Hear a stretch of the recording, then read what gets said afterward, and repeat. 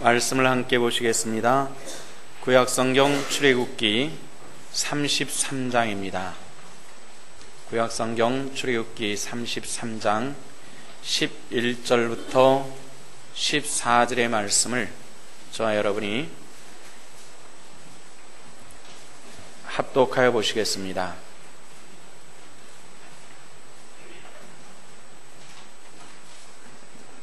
함께 보십니다. 사람이 자기 친구와 이야기한 같이 여호와께서는 모세와 대면하여 말씀하시며, 모세는 진으로 돌아오는 눈의 아들 젊은 수종자 여호수아는 회막을 떠나지 아니하니라.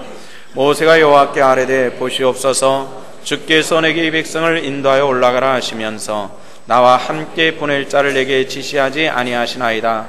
주께서 전에 말씀하시기를, 나는 이름으로도 너를 알고 너도 내 앞에 은총을 입었다 하셨사온즉, 내가 참으로 주의 목전에 은총을 입었사오면 원하건대 주의 길을 내게 보이사 내게 주를 알리시고 나로 주의 목전에 은총을 입게 하시며 이 족속을 주의 백성으로 여기소서. 여호와께서 이르시되, 내가 친히 가리라. 내가 너를 쉬게 하리라. 아멘. 명절 잘 지내셨을 줄로 믿습니다. 불미스러운 소식들 하나도 없이 편안한 얼굴로 와서 앉아 있으신 여러분들 보니까 반갑습니다. 오늘 우리가 출애굽기 33장 11절부터 14절의 말씀까지 함께 보셨습니다. 이스라엘 백성들의 상황이 또 계속 등장을 하면서 모세와 하나님의 관계가 오늘 나타나고 있습니다. 출애굽기 32장서부터 34장까지는 모세가 하나님께 기도하는 기도의 내용이 나옵니다. 이 기도의 주된 내용은 어떤 것이냐면은 이스라엘 백성들에 대한 기도였습니다. 왜 이스라엘 백성들에 대해서 기도하느냐면은, 우리는 이스라엘 사람들이라면은 하나님의 선택받은 백성이고 믿음의 사람들이고 머리 좋은 사람들이고 능력 있는 사람들이고 축복된 사람이다, 이런 정도로 생각하지만은 그들의 본 모습이 어떤 것인가에 대해서 우리가 그동안 본 출애굽기 말씀을 통해서 쭉 보았습니다.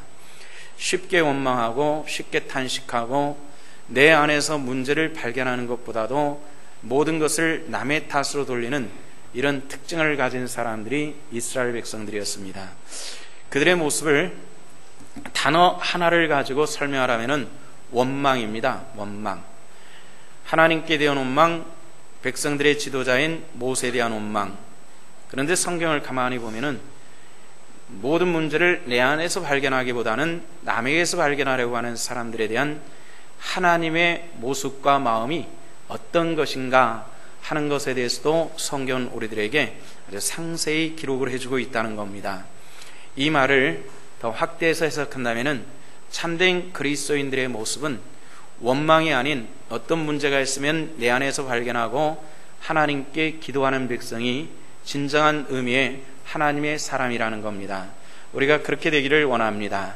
이스라엘 백성들이 출애굽하면서 홍해 앞에서 원망하고요, 또 그리고 물 없다고 원망하고 물이 쓰다 달다 원망하고 배고프다 원망하고 이런 원망의 일들이 계속 등장을 합니다. 그런데 하나님께서 그런 가운데 놀라운 것은 화내지 않는다는 겁니다.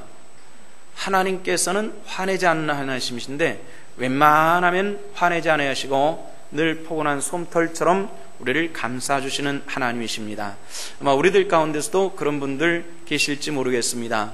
원망만 하고 있는데 아직까지 하나님께서 화내지 않으시니까 내가 불평하는 게 하나님께서 하나님께 먹혀가시는가 보다, 혹시 그렇게 생각하시는 분들 계신지 모르겠습니다. 그런데 오늘 출애굽기 30장을 이렇게 놓으면서 보면은 이스라엘 백성들이 이제 원망을 또 한 단계 더 뛰어넘어 가지고 모세가 시내산에 도착해서 산에 올라가 하나님과 40일 동안의 교제의 시간을 갖습니다. 금식하고 기도하면서 율법을 받는 시간에 이스라엘 백성들은 뭘 하고 있었느냐면은 그들이 애굽 땅에서 가지고 나온 이 금을, 금 귀걸이, 금 포고리, 금 목걸이, 금 반지, 금 팔찌, 이런 걸 전부 다 걷어 가지고 불에 녹여서 송아지 형상을 하나 만듭니다. 그래서 송아지 형상을 이스라엘 백성들 가운데 세우고 그렇게 선언합니다. 애굽 땅에서 우리를 인도하여 낸 여호와로다. 이렇게 하면서 술 마시고 춤추고 뛰놀고 아주 난장판이 됩니다. 이 모습을 하나님께서 보시고 들으시고 그리고 모세를 내려보내시는 거죠. 모세가 내려와서 봤습니다.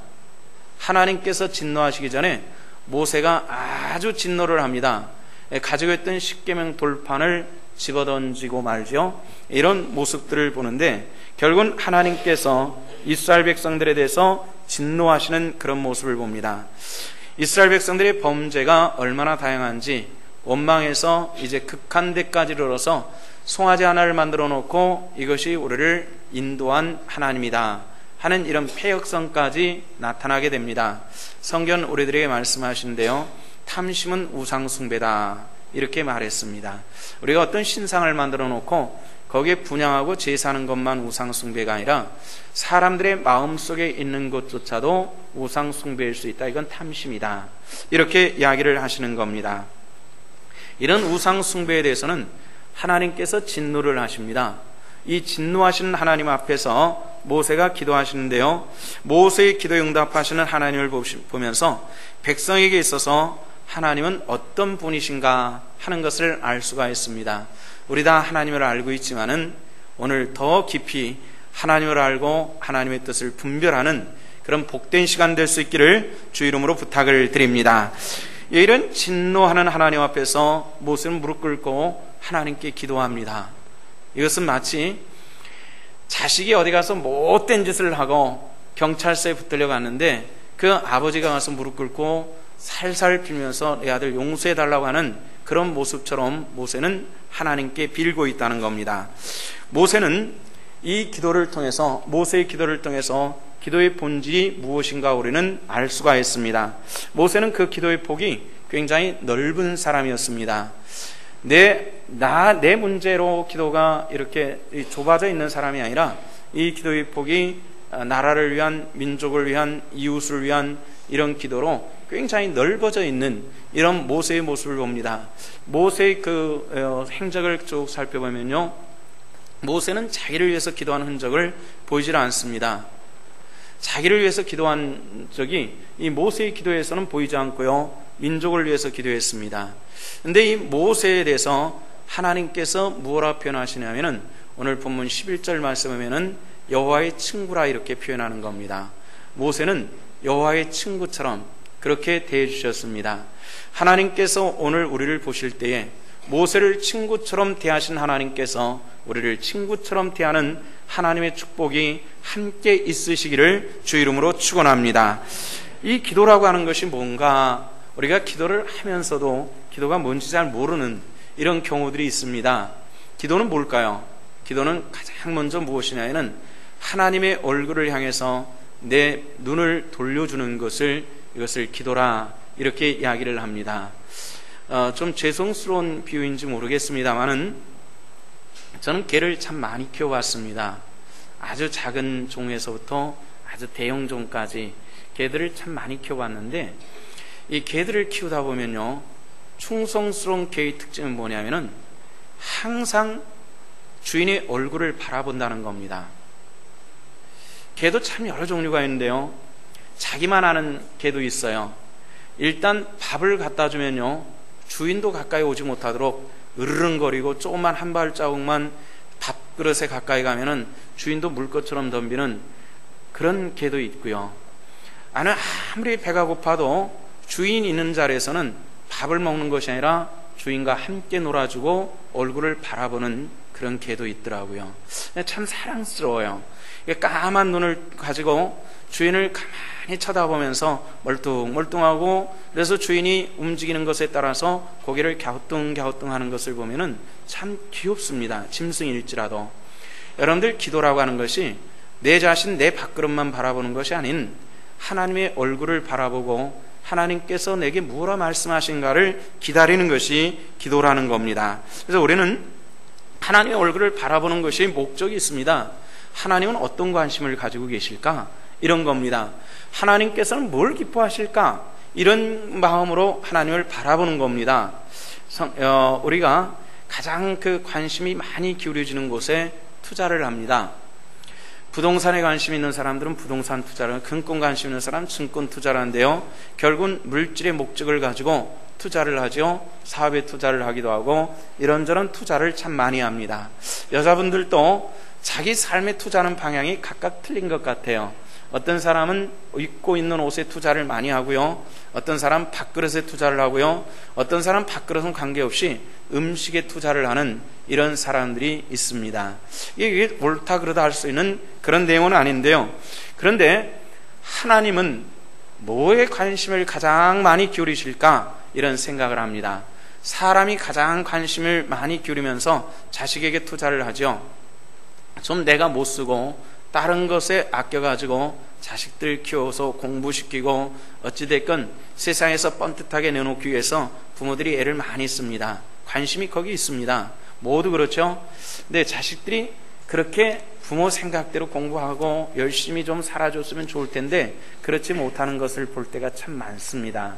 우리 여기 혹시 학생들이 있거든, 청년들이 있거든, 여러분들을 위해서 투자하는 부모들의 수고와 노력을, 때로는 눈물을 기억하고 여러분들이 이 세상에서 있는 동안 현재는 공부하고 세상에서 부모의 그 은혜를 알기 위해서 열심히 공부해 주는 것이, 그것이 여러분들의 삶이라는 겁니다. 그러지 않고서는 우리가 이것은 다른 기독교인이라고 할 수가 없습니다. 바로 하시기를 바랍니다. 부모의 그 수고, 부모의 관심이 어딘가를 생각하고 지금 내가 기울여야 될 관심이 이 세상에 그런 여자라든지 또는 놀이라든지 게임이라든지 여기에 관심 기울이면은 이미 30대, 40대, 50대 가면은 그 인생이 뒤틀려져 있기 마련입니다. 지금 우리가 기울여야 될 것이 무엇인가를 분별할 수 있는 이런 하나님의 사람들 될 수 있기를 주 이름으로 부탁을 드립니다. 그럼 제가 여러분들에게 한번 질문을 하겠습니다. 하나님께서는 무엇에 가장 관심을 기울이고 계실까요? 이런 질문입니다. 어디에 관심 기울이고 계실까요? 하나님께서는 무엇에 가장 관심이 많겠습니까? 요한복음 3장 16절에 보면은 하나님께서 가장 관심을 기울이면서 투자하신 부분이 있습니다. 요한복음 3장 16절 여러분들 다 알고 계시죠? 우리 한번 해볼까요? 다 같이 시작.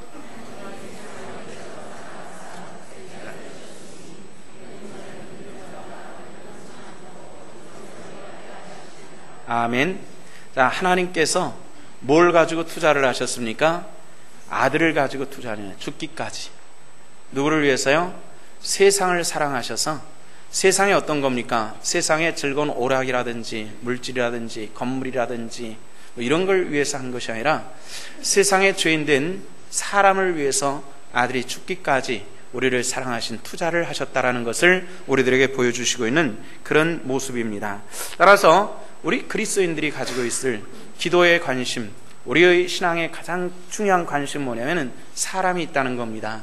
그 사람은 무엇이냐면은 아직도 주를 알지 못하는 사람들에 대한 관심을 기울이고 그들에 대한 생명을 심어줄 수 있는 이런 하나님의 권속들 되시기를 주 이름으로 부탁을 드립니다.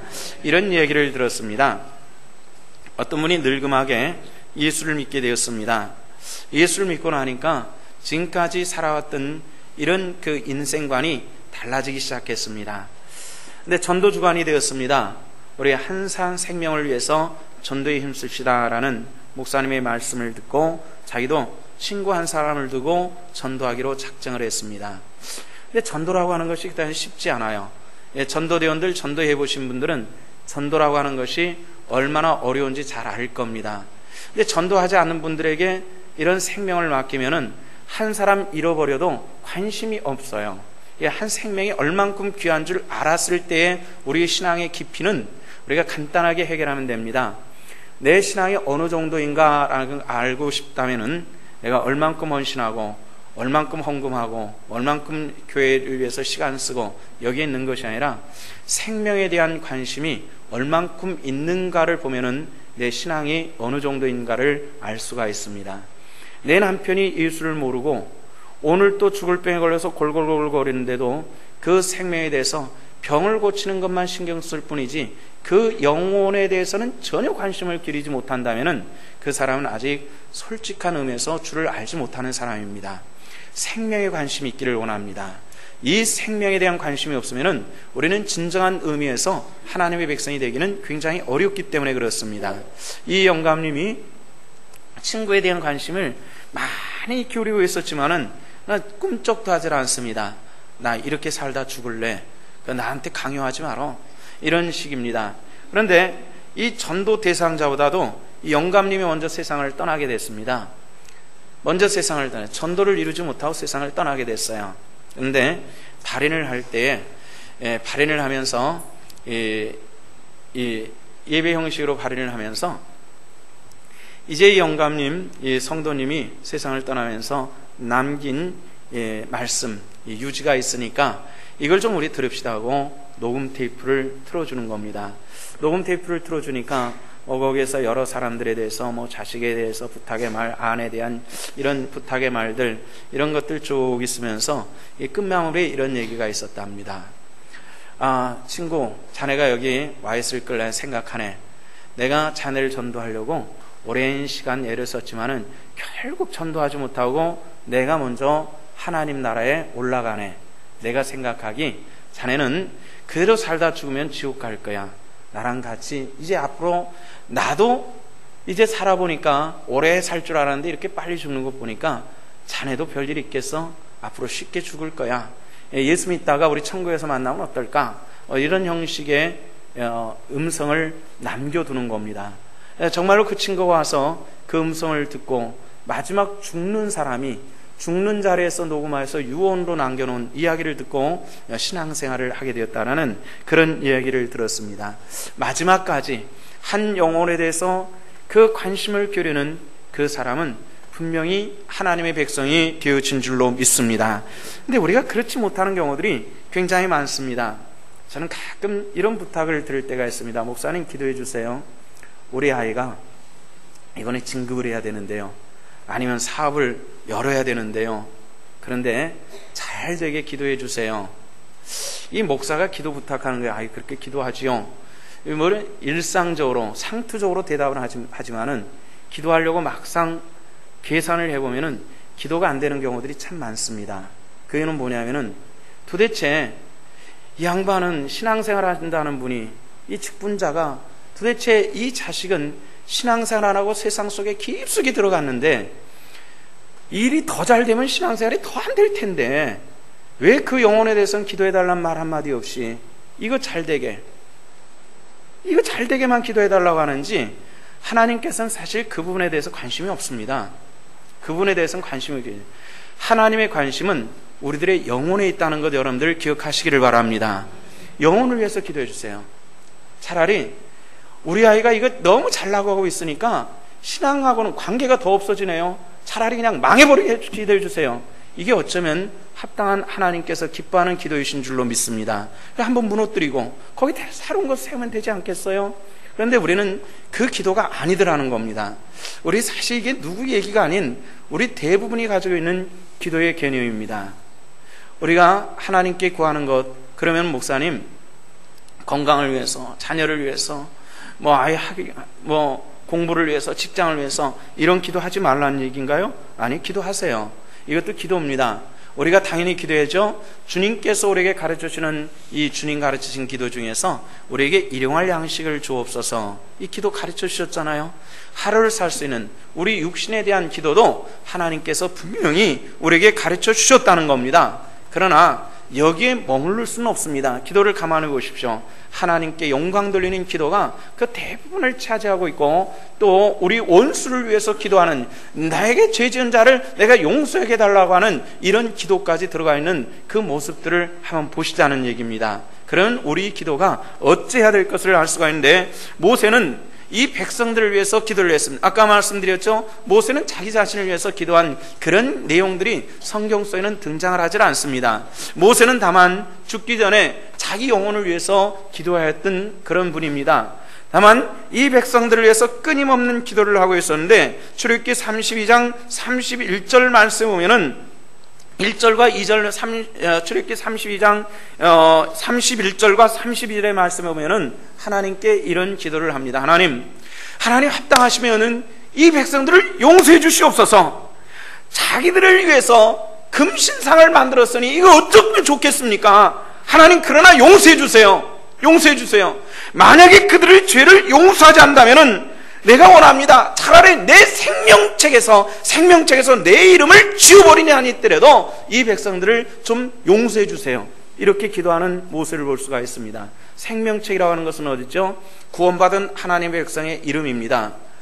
차라리 나를 구원받은 이름에서 내 이름이 지운다 한다 할지라도 이 수많은 백성들은 하나님 용서해 주시옵소서. 이런 자기의 생명 구원을 걸고서 하나님께 간절히 기도하는 모세의 기도를 우리가 성경을 통해서 볼 수 있습니다. 우리가 그런 기도를 하고 계십니까? 누군가 정말 그 안타까운 마음을 가지고 내 이 구원을 걸고 하나님께 기도하나이다. 이 백성 정말 사랑하셔서 구원하시고 용서해 주시옵소서 하는 이런 기도가 우리 성도들 속에 나타나질 수 있기를 주 이름으로 부탁을 드립니다. 우리 교회는 두 팀의 중보 기도팀이 있습니다. 월요일날 우리 권사님들을 중심으로 해서 하는 기도가 있고, 화요일날에도 기도가 있고, 중보로 기도하는 이런 분들이 있습니다. 제가 중보 기도할 때는 들어가 보질 않기 때문에 어떻게 기도하는지는 제가 잘 모르고 있습니다. 그런데 그 기도는 분명히 해야만 합니다. 생명을 위한 기도가 돼야만 합니다. 누구 사업 열었으니까 내내 그 기도만 하고 영혼에 대한 기도가 없으면 그 기도는 중보 기도라고 할 수가 없습니다. 중보자는 딱 한 분이라고 그랬습니다. 누구였죠? 예수 그리스도 한 분이신 줄로 믿습니다. 어떻게 중보하셨는지 한번 보십시오. 어떻게 중보하셨다고요? 십자가의 죽으심으로 중보하신 분이 예수님이신 줄로 믿습니다. 생명 건 것이 생명과 내 생명과 저 사람의 생명을 바꾸기를 원합니다는 그 고난의 십자가 못 박혀 죽으심이 예수 그리스도를 중보자로 세우셨다는 겁니다. 이것이 중보기도입니다. 이 생명을 살리는 것이었습니다. 이 중보로 우리는 하나님 앞에 나가야만 합니다. 아직 구원의 은혜 밖에서 그 영혼이 신음하고 있는데 그 생명에 대해서 전혀 관심이 없다면 이것은 우리는 신앙인으로서 문제가 있다는 겁니다. 하나님의 사역과 이 세상에서 하나님의 뜻이 이루어지기 위해서 우리는 기도할 수 있고 주님을 만날 수 있어야만 합니다. 아직 어린 영혼들이 자유를 얻지 못하고 고통과 신음의 현장에서 몸부림치고 있는데도 불구하고 그 영혼에 대해서 아무런 관심이 없다면 나는 진정한 의미에서 기독교인은 될 수가 없다는 겁니다. 우리가 한 율법사가 예수님을 시험하여서 질문합니다. 예수님, 계명 중에서 어떤 계명이 제일 크지요? 이렇게 질문합니다. 예수님께서 마태복음 22장에서 말씀하시기를 내 마음을 다하고 목숨을 다하고 뜻을 다하여 주 너희 하나님을 사랑하라 하셨으니 이것이 첫 번째 계명이다. 두 번째 계명은 무엇이냐면은 내 그와 같이 내 이웃을 내 몸과 같이 사랑하라. 이것이 율법의 전부고 이것이 율법의 강령이라 이렇게 말씀을 했습니다. 신앙의 가장 중요한 우리가 지켜야 될 도리가 있다면 첫째는 하나님을 진실로 사랑하는 성도들 되시길 부탁을 드립니다. 두 번째는 뭐예요? 아직 구원받지 못하는 내 이웃 이 영혼들에 대해서 진실로 사랑할 수 있고 그들에게 복음을 증거할 수 있는 이런 하나님의 권속들 되시기를 주 이름으로 부탁을 드립니다. 명절만 되면 이런 얘기를 듣습니다. 친척들끼리 동서들끼리 모여가지고 명절을 지내게 되죠. 일을 누가 더 많이 했냐는 이런 문제를 가지고 여자들이 스트레스를 받아가지고 때로는 갈등을 일으키는 그런 경우들도 있다고 합니다. 아직 줄 알지 못하는 사람을 위해서 내가 조금만 더 희생이 된다면 그들에게 자기는 미꾸라지에 기름 먹여놓은 것처럼 요리조리 빠지고 요리조리 빠지면서 귀에다 대면 형님 예수 믿으세요. 이게 될 수가 없어요. 주님이 우리를 구원하시는 방법은 당신의 십자가 못 박혀 죽으심이었습니다. 우리는 조그만한 희생도 하지 못하고 예수 그리스도를 증거하는 이것이 우리들이 이 시대의 기독교인들이 가지고 있는 굉장히 커다란 문제일 수 있다는 겁니다. 우리가 예수님께서 죽으셨으니 우리가 우리 목숨까지 주면서 그런 일을 할 수는 없을 겁니다. 그러나 물질에 조금 희생을 해보시고 육체적인 희생이 조금 있어보고 시간적으로 조금 희생해보고 감정적으로 조금 내가 양보할 때에 거기에 하나님의 크신 은혜가 함께 해주실 줄로 믿습니다. 생명을 구원하는 것이 그렇게 이루어진다는 겁니다. 모세의 이 기도에 대한 모세가 하나님께 기도하기는 하나님 이 백성을 용서해 주시옵소서. 만약에 용서하지 못하시겠다면 차라리 내 이름도 생명책에서 지워버려 주세요. 하나님께 그렇게 기도할 때에 하나님께서 이 모세의 그 마음을 들으시고 받으셨습니다. 뭐라고 응답하셨냐면은 출애굽기 32장 14절 말씀 보면은 이런 말씀이 등장을 합니다. 그 옆에 성경이니까 보십시다. 32장 14절에 보니까 제가 읽어드릴게요. 여호와께서 뜻을 돌이키사 말씀하사 신화를 그 백성에게 내리지 아니하시니라. 자, 어떻게 말씀했어요? 자, 우리 같이 한번 아멘 하시길 바랍니다. 여호와께서 뜻을 돌이키사 말씀하신 화를 그 백성에게 내리지 아니하시니라. 자, 이 말씀이 우리가 아멘하여 성경에 뭐라 그랬어요? 하나님께 뭐라 그랬어요? 영광 돌리라 그랬거든요. 합당한 하나님의 말씀은 아멘으로 화답하시길 바랍니다. 다시 한번 14절 봅니다. 여호와께서 뜻을 돌이키사 말씀하신 화를 그 백성에게 내리지 아니하시니라. 할렐루야. 이 은혜가 여러분들의 것이 될 수 있기를 주 이름으로 축원합니다. 자, 여호와께서 뜻을 돌이키사 이렇게 말씀했습니다. 하나님께서는 작정하신 것에 대해서 이루시는 하나님이십니다. 우리가 기독교 교리 공부를 하다 보면은 예정이라는 단어가 참 많이 등장을 합니다. 예정, 작정, 섭리 이런 얘기가 참 많이 등장을 하는데요. 아마 성경 공부, 교리 공부를 하신 분들은 많이 들어보신 단어일 겁니다. 예정한 하나님께서 이 백성들을 아주 그냥 박살내버리기로 작정하셨던 겁니다. 그런데 어떻게 하셨냐면 모세의 기도를 들으시고 어떻게 했어요? 뜻을 돌이키사.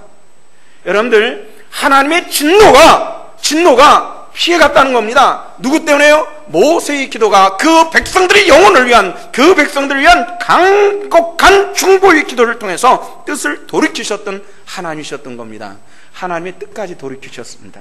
무엇이요? 모세의 간절한 기도가 그렇게 만들었다는 겁니다. 우리 지금 어떻게 기도하시는지, 어떤 기도 생활이 있는지 한번 생각해 보시기를 바랍니다. 오늘 아침에요, 저는 오늘 새벽에 감격했습니다. 보통 일주일 내내 보면은 주일날 새벽 기도가 제일 적거든요. 근데 오늘은 새벽 기도가 굉장히 많았어요. 한 40명 정도 모여서, 보통 20명 미만이었거든요. 주일날은. 딴 때는 많이 모이는데, 근데 오늘 새벽 기도가 많이 모였어요. 오늘 여러분들 오늘 새벽조차도 기도 안 했으면 제가 이 오늘 설교 말씀이 딴 데로 삐뚤어 찾고 나갔을 거예요. 자꾸 책망하는 설교로. 그런데 오늘 기도를 참 많이 하셔서 책망보다는 정말 감사로 하나님 앞에 이 말씀을 전할 수 있는 것도, 이것도 하나님의 축복이며 은혜인 줄로 저는 믿습니다. 이게 기도의 능력이 바로 그렇다는 겁니다. 자, 이제 모세에게 이 백성들에 대한 진노를 돌이키시오. 그리고 뭐라 말씀하시냐면 출애굽기 32장 34절에 가서 보니까, 가서 이제 가라, 내게 말한 것으로 백성을 인도하라, 내 사자가 내 앞서 가리라, 이렇게 말씀해 주시는 겁니다. 자, 백성들을 이끌고 가라. 그리고 내가 보낸 사자가, 이 영적인 권세가 너희들 앞장서서 너희들을 이제 이끌 것이다 라고 말씀하시는 하나님의 축복의 말씀을 모세는 결국은 응답으로 허락받는 그런 것을 볼 수가 있죠. 우리 기도가 하나님 나라에까지 올라가지 못하고 땅에서만 달싹거리는 기도가 돼서는 안 됩니다. 하나님께서 들으시고 응답할 만한 그 아름답고 축복된 기도가 이루어질 수 있기를 주 이름으로 부탁을 드립니다. 이 한 사람의 기도, 그 100만 명이 넘는 백성들 가운데서 한 사람의 기도가 한 백성들을 살리시고 하나님의 뜻을 따라서 가나안 땅에 이끌어가는 하나님의 축복의 은혜가 있었던 것입니다. 메가더 장군의 그 자서전에 보면은 이런 얘기가 나옵니다. 전쟁 3일 만에 서울까지 완전히 다 빼앗겨버리고 이제 전선이 한강을 사이에 놓고 북쪽에서는 내려오는 북한군하고 남쪽에서는 방어하는 한국군하고 전쟁이, 총격전이 계속 치러지는 겁니다. 근데 3일 만에 메가더 장군이 동경에서 비행기를 타고 수원에서 내려가지고 차를 타고 이제 수원에서 노량진 전선까지 올라오는 길입니다. 북쪽에서 계속 내려오는 피난민 틈에 섞여 있는 한국군의 모습을 보았습니다. 지금 전쟁을 해야 될 한국군들이 피난민에 섞여가지고 막 남쪽으로 허겁지겁 동항하는 이런 모습을 보면서 메가더 장군이 그런 생각을 했습니다. 이 전쟁은 진전쟁이다. 이런 생각을 했었답니다.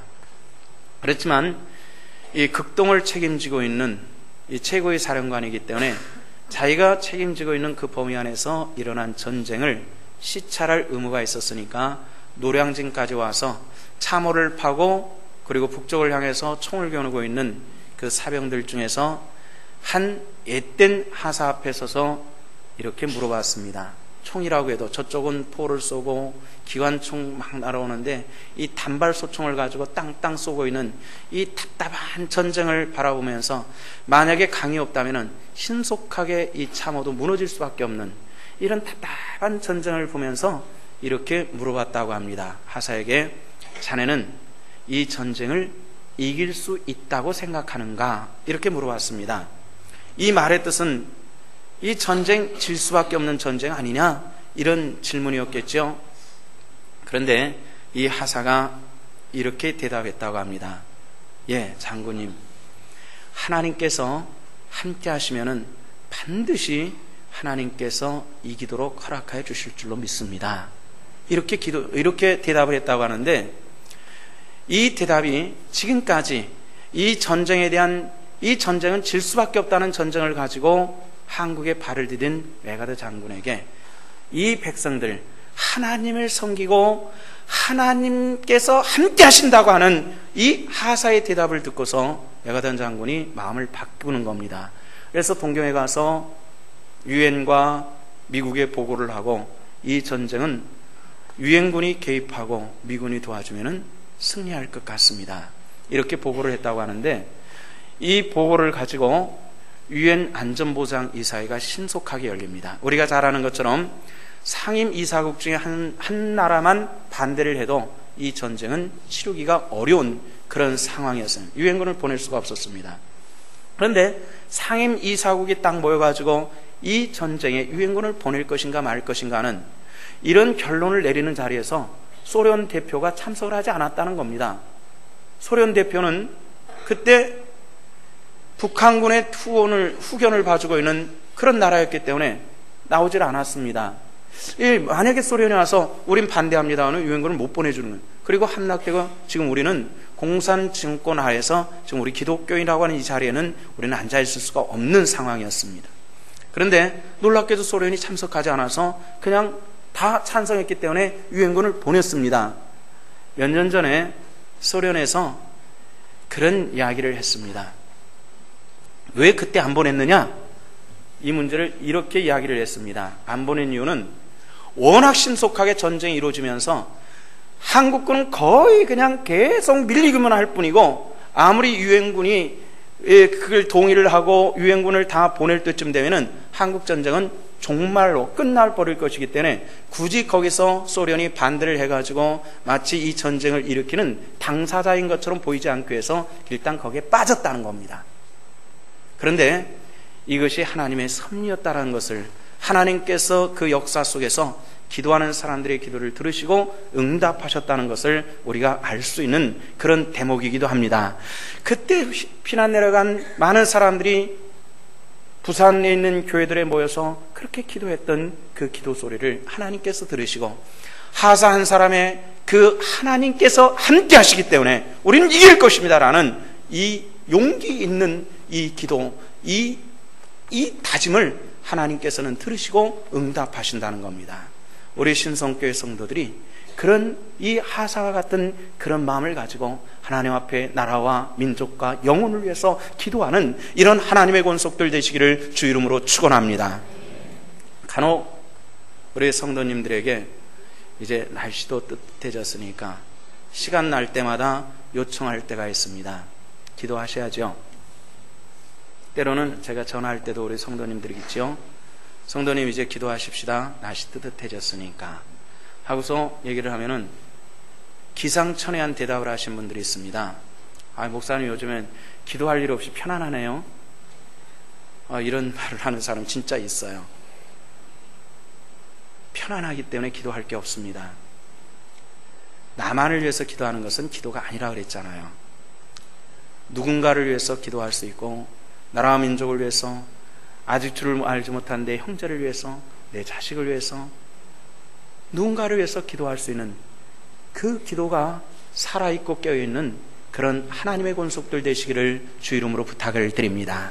이것이 우리 기도입니다. 이것이 하나님 앞에 설 수 있는 하나님의 사람의 모습입니다. 진정 우리 기도의 소망이 무엇인가 우리가 한번 생각해 봐야 되겠다는 겁니다. 모세는 하나님 앞에 이런 기도를 했습니다. 출애굽기 33장 18절 말씀 보면은 이런 기도가 나옵니다. 33장 18절 여기 보면은 모세가 이르되 하나님 원합니다. 주 영광을 내게 보여주시옵소서. 이렇게 기도를 했습니다. 주 영광을 내게 보여주시옵소서. 이런 기도를 했습니다. 그런데 하나님께서 뭐라 응답을 하시냐면은 하나님께서 이 모세의 기도를 들으시고 은혜를 베풀어 주시는데 출애굽기 33장 22절과 23절의 말씀이니까 내 영광에 지날 때 내가 너를 반석 틈에 두고 내가 지나도록 내 손으로 너를 덮었다가 손을 거두리니 내가 내 등을 볼 것이요 얼굴은 보지 못하리라. 이렇게 말씀하시면서 모세에게 하나님께서 당신의 등을 보여주셨다는 겁니다. 하나님께서 형체가 없으십니다. 그림자도 없으십니다. 그런데 하나님께서는 모세의 기도를 들으시고 너는 내 얼굴은 보지 못하리라. 하나님 얼굴이 있으신 분은 아닙니다.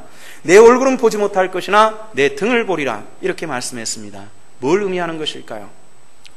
모세의 그 간절한 기도의 소원이 하나님의 영광을 목격할 수 있는 이런 축복의 체험자가 되었더라는 것입니다.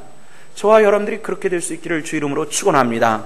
어떻게 봐야 성경은 하나님 본자는 죽을지라 말씀했는데 모세는 내가 하나님의 영광을 보기를 원합니다. 이렇게 기도했고 하나님께서는 그것을 들으시고 바위 틈에 들어가라. 그리고 내 손으로 너를 덮을 것이니 내 얼굴은 보지 못하나 내 등을 볼 것이요 내 영광을 보리라. 이렇게 말씀을 했습니다. 이런 기도의 사람들 될 수 있기를 주 이름으로 축원합니다. 예배소에서 사도 바울도 예배소 교회 편지하기를 이렇게 얘기했습니다. 하나님 영광의 하나님께서 지혜와 계시의 정신을 우리에게 주사 하나님을 알게 하시고 보게 하여 주시옵소서. 이런 기도를 했습니다. 예배소 교회 성도들을 향해서 편지하면서 하나님의 백성들이 하나님의 영광을 보게 하여 주옵소서. 이런 기도를 통해서 예배소 교회 연약함을 세워나갈 수 있는 이런 힘이 되었더라는 겁니다.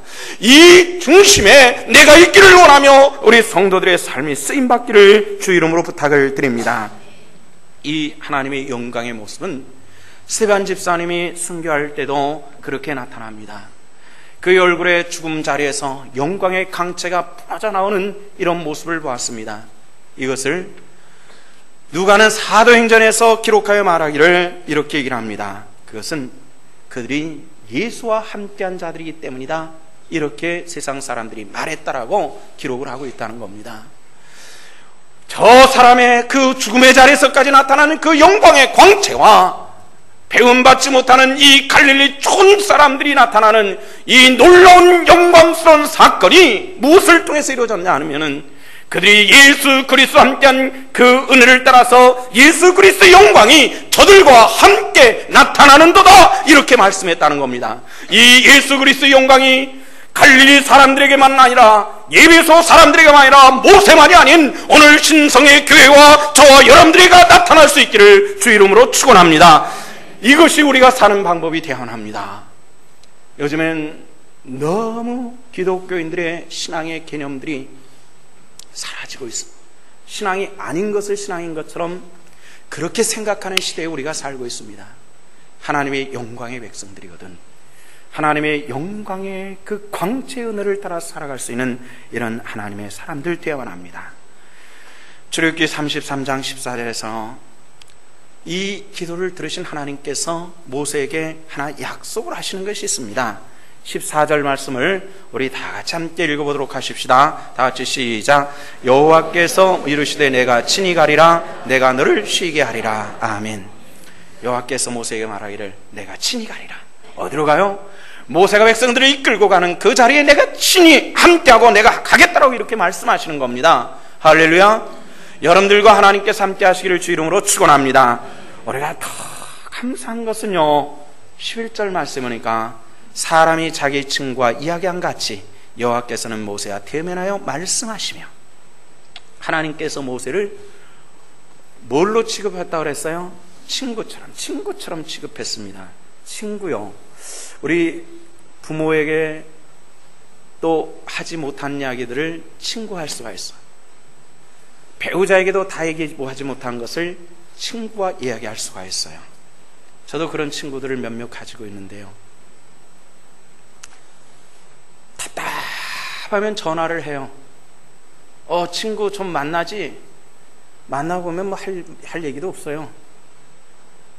그냥 밥 먹고 그냥 지나간 얘기하고 어렸을 적에 가졌던 얘기들을 하면서 웃고 떠들다가 헤어질 때 되면은 친구 고마워. 내가 요즘에 좀 답답했었거든. 마음이 좀 풀리네.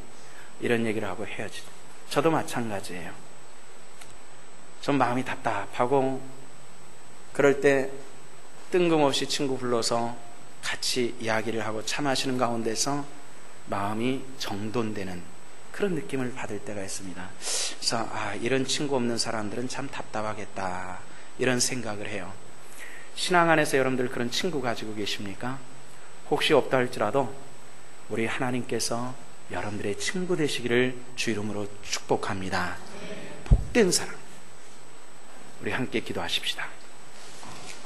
아버지의 은혜를 감사합니다.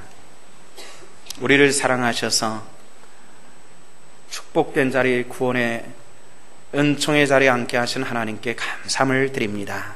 아버지의 원하옵고 간구하오니 모세를 친구로 여기셨던 그 여호와께서 이 백성들도 친구와 같이 여기시고 모세와 함께 가려 말씀하신 것처럼 우리 인생길 다가 12진주문 그 앞에까지 주님 동행하여 주시옵소서. 감사드리며 예수님 이름 받들어 기도했습니다. 아멘.